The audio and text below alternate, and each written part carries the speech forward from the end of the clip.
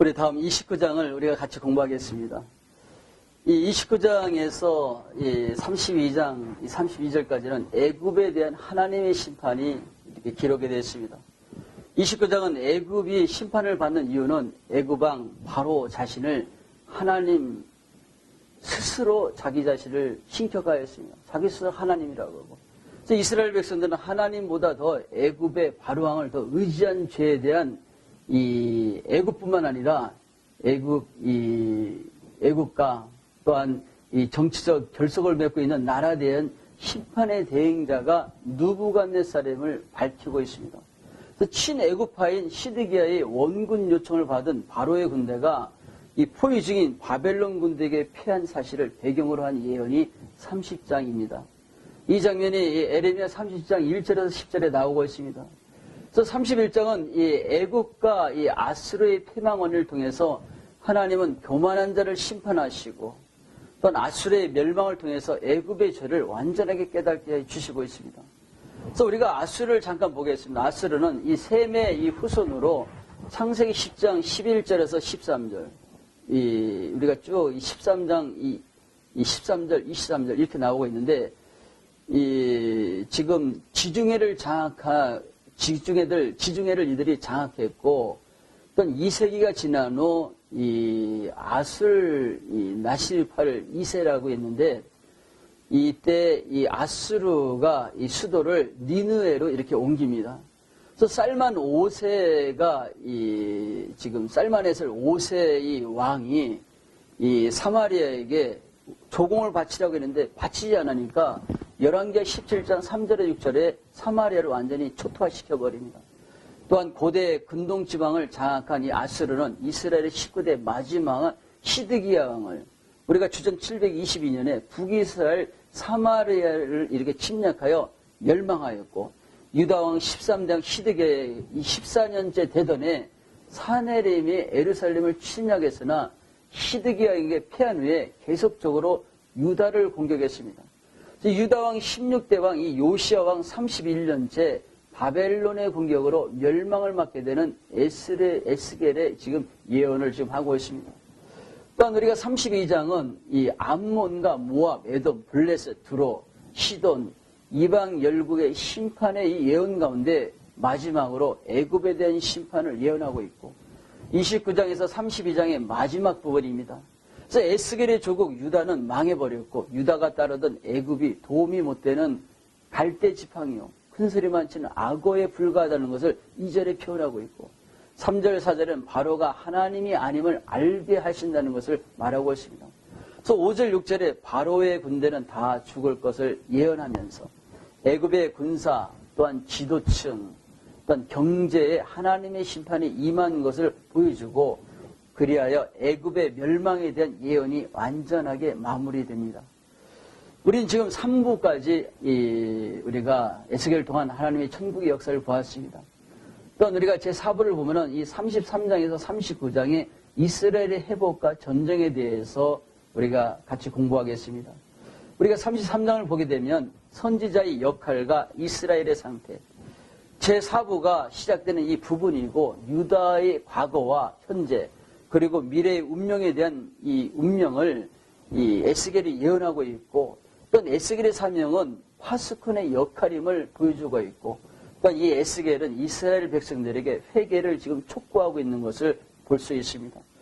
그래서 에스겔서 33장 1절에서 9절을 보면은 파수꾼의 임무가 무엇인가를 보여주고 있습니다.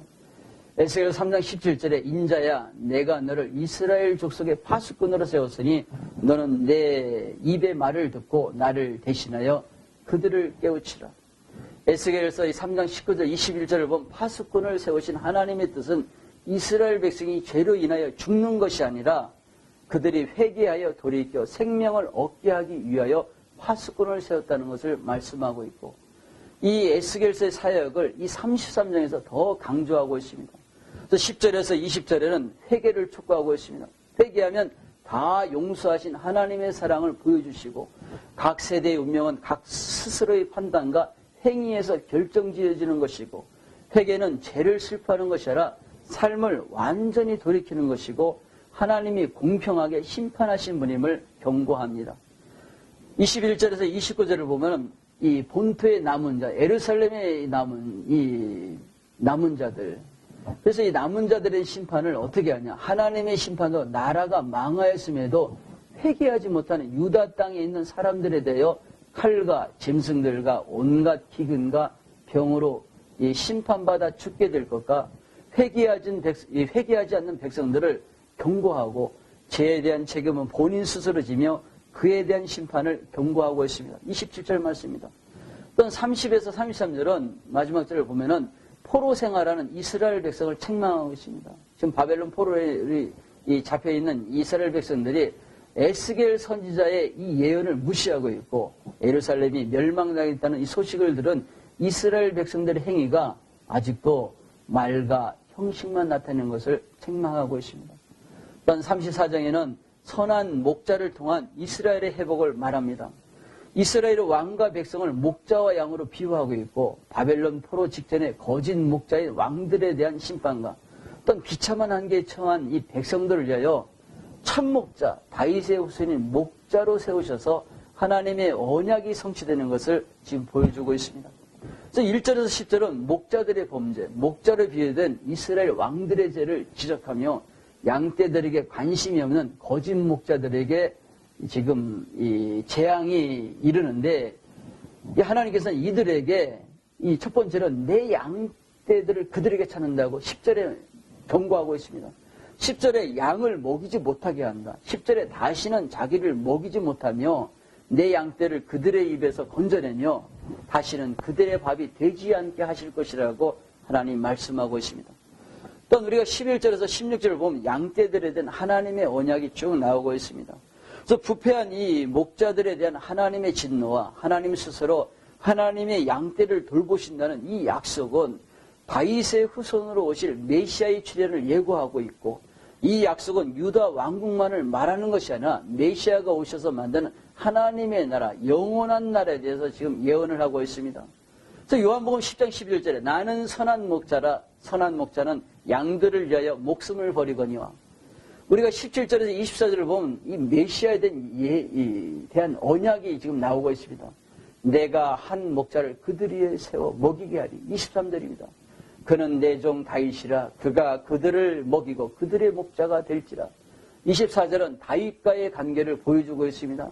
사무엘하 7장에 다윗과의 언약을 다시 한번 확증하시고 22절에 목자는 구원자이시며 23절 그들의 참목자이며 24절 그들의 왕임을 알려주시면서 예수 그리스도가 메시아로 오실 예언의 말씀을 지금 하고 있습니다. 또한 25절에서 31절은 메시아의 이 등장과 이스라엘의 회복입니다.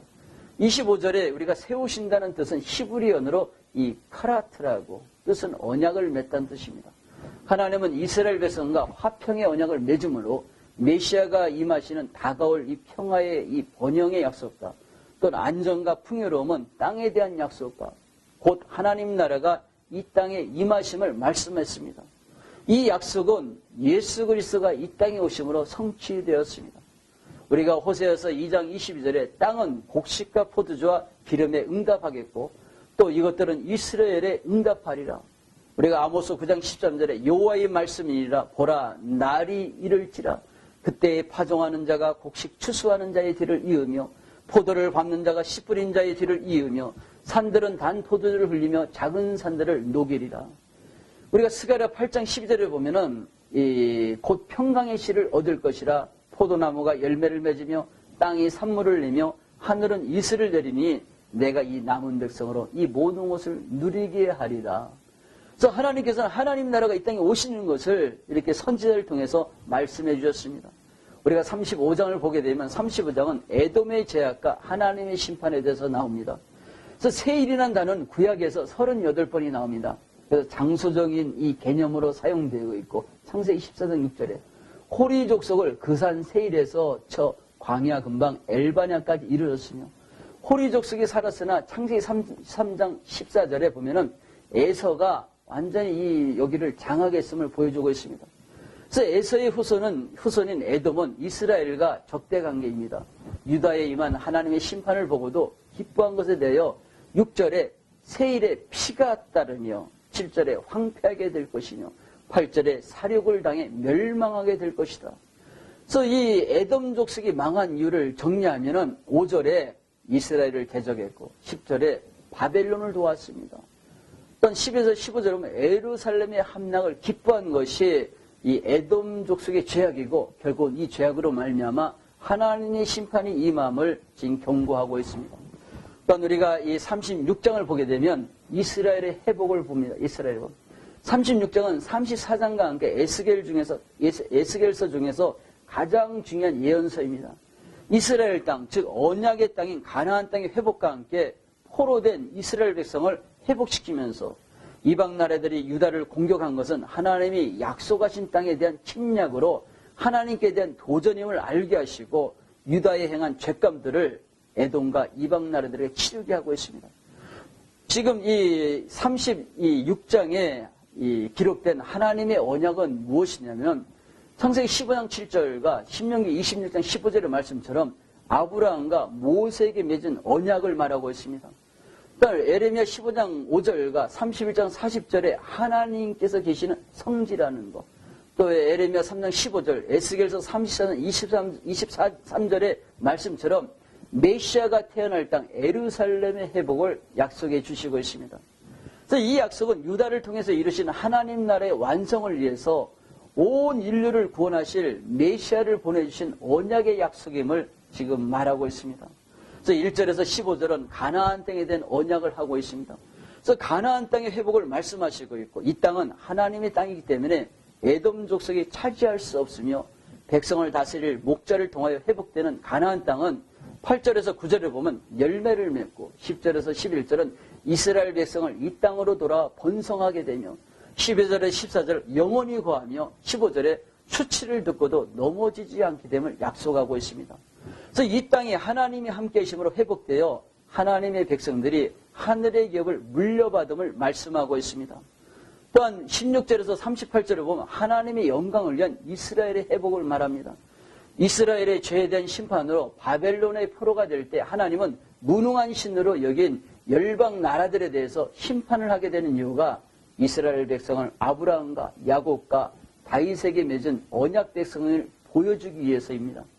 그래서 우리는 이 24절에 보면 그 땅을 돌아오게 하시며 하나님의 영광을 이스라엘 회복의 첫 번째가 24절에 그 땅으로 돌아오게 하시고 25절에 이스라엘 백성을 정결하게 하시고 26절에 새 영과 새 마음을 주시고 27절에 성령을 주셔서 말씀을 지키게 하시고 28절에 조상들에게 주신 약속의 땅에서 영원히 살게 하며 29절에서 30절 곡식이 풍성해지고 31절 죄악에서 백성이 떠나게 하시고 32절에 회개의 역사가 일어나며 33절 황폐한 성을 다시 건축하며 우리가 이 34절을 보게 되면은 이제는 황폐한 땅을 개간까지 하고 35절에 에덴 동산으로 만들어 사람들이 살게 하고 또한 36절에 이방 나라에게 하나님이 함께 하심을 보여준다고 말하고 있습니다.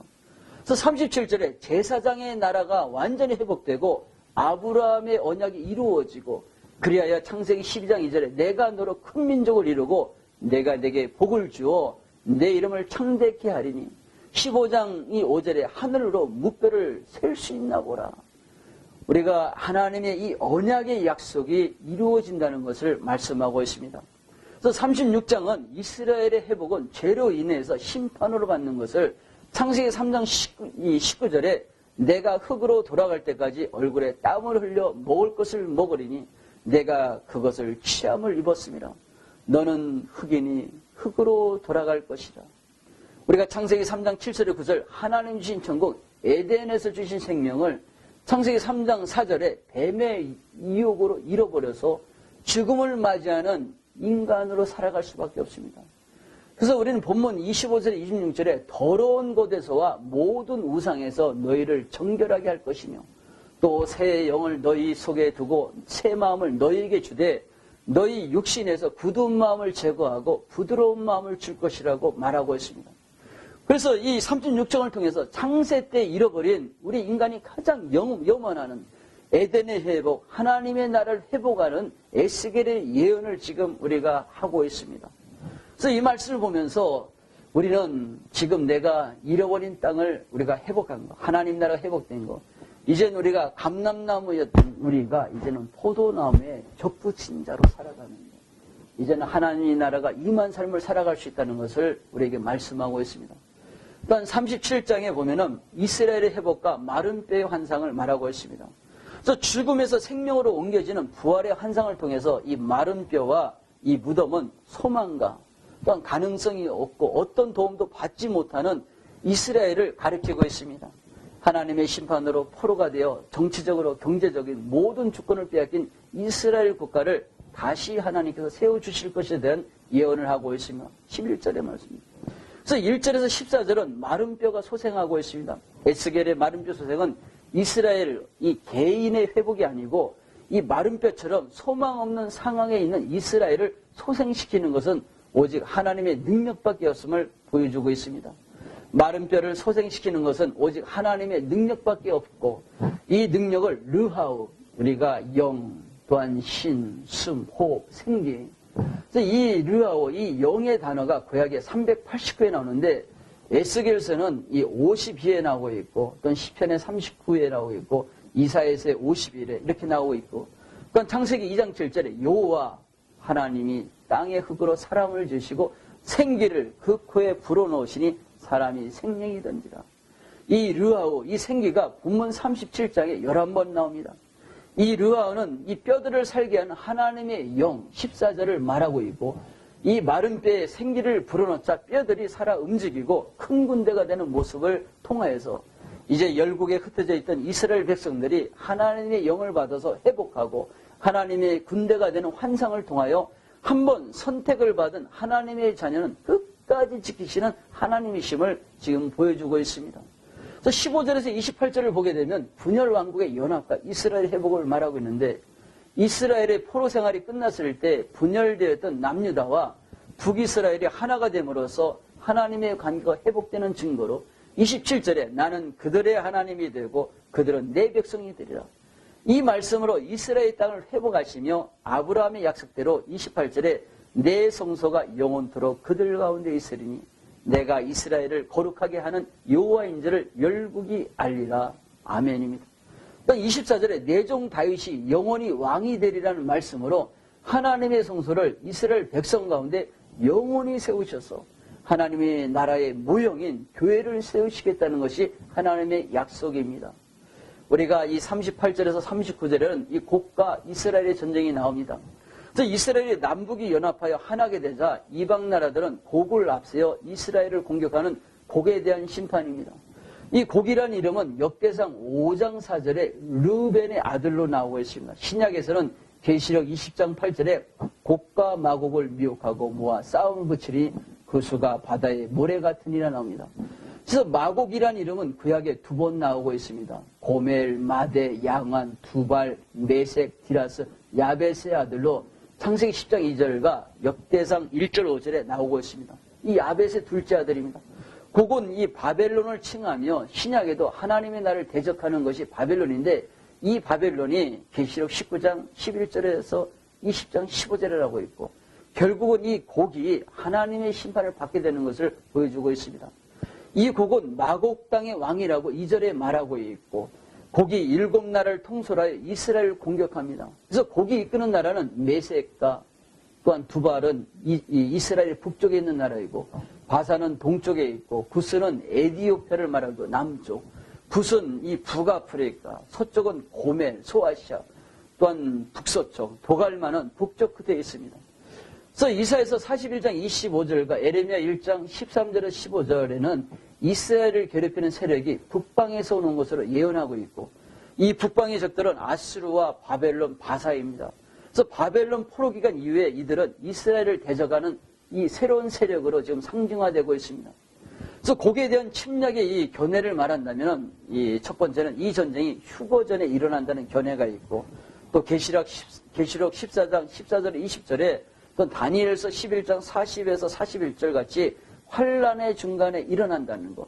또 계시록 19장 11절에서 21절 전쟁과 같이 마지막 환란이 일어난다는 견해가 있습니다.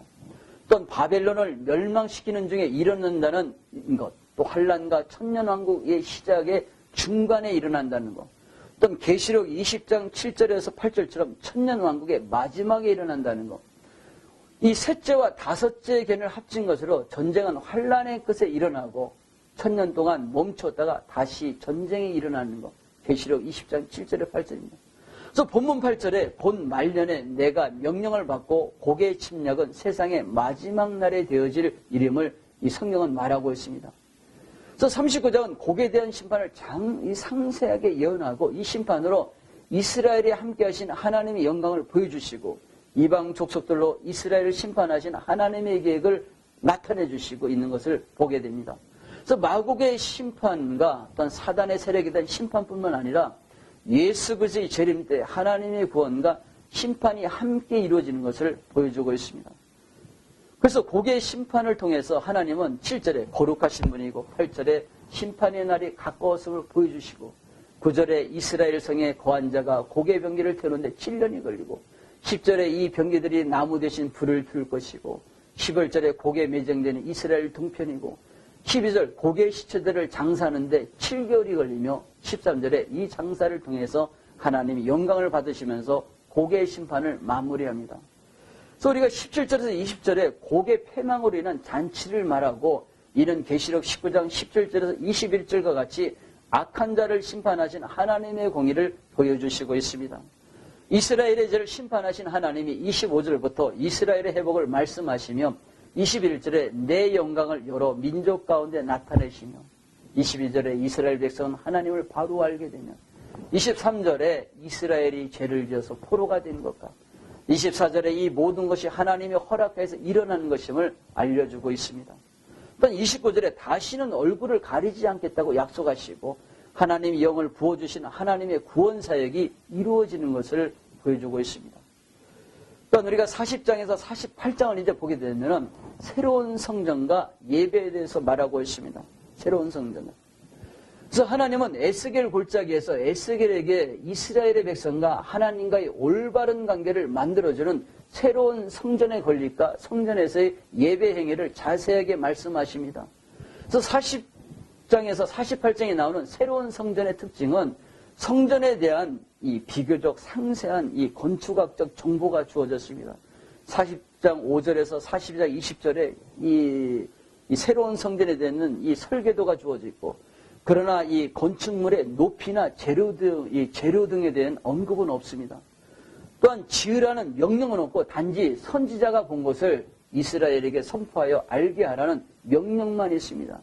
40장 4절에 나오고 있고 그리고 그 알리는 일도 이스라엘 백성들이 자기 죄를 깨닫는가 관련이 있다는 것을 43장 11절에 말씀합니다. 그래서 성전의 기구와 규례에 있어서 이전의 것들과 비교했을 때 많은 것들이 빠져 있습니다. 또한 야훼 하나님의 영광이 동문을 통하여서 들어와 성전에 충만하였다고 43장 4절과 44장 4절에 기록이 되고 이 성전으로부터 생명을 일으키는 치료하는 이 생명의 물이 흘러나온다는 것이 47장 1절에서 12절 나오고 있습니다. 또한 이 성전은 12지파 사이에 나눠지는 땅의 한가운데 위치하고 있는 것이 48장 쭉 나오고 있고 또한 성전의 특징들에 대해서 자세한 연구가 필요한 장입니다. 그러나 이 연구는 쉽지 않지만 우리가 더욱더 이 말씀을 우리가 연구해서 정말 이 하나님께서 이 성전을 통해서 우리에게 요구하시는 것이 무엇인가를 우리가 한번 살펴보겠습니다. 그래서 우리는 40장에서 우리가 43장을 보면 성전에 대한 해석과 견해가 나오고 있습니다. 우리가 이 40장에서 이 43장에 이 성전에 대한 이 해석과 견해를 우리가 다음 시간에 같이 공부하겠습니다. 수고 많이 하셨습니다.